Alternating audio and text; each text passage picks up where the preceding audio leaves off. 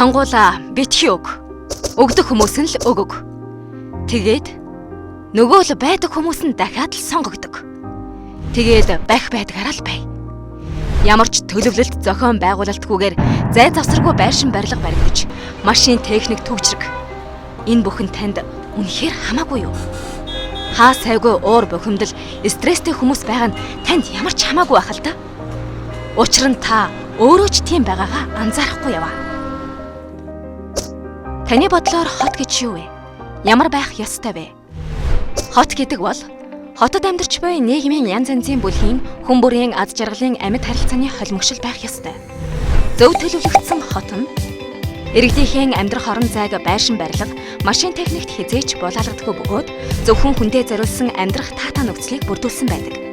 Манайхаар бол яг л жилдээ ганцхан тохиолддог автомашингийн өдөр шиг. Иргэн бүр нь аз жаргалтай, амар тайван байж чаддаг. Хинч стресстэх шаардлагагүй.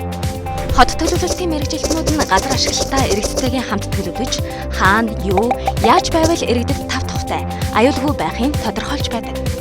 Хүн бүр аз жаргалтай, эрүүл, айцсгүй байж, бизнес арилжаа эрүүлэр цэцэглэн хөгжих, хамтдаа амьд харилцаанд оршин байж, амьд хотод амьдрах орчин нөхцөлийг бүрдүүлсэн байдаг. Ийм биш. Ийм л хотыг бүрдүүлэхэд та гар бие оролцохгүй бол юу ч өөрчлөгдөхгүй. Хүн төвтэй амьд хотын хөгжил таны гарт.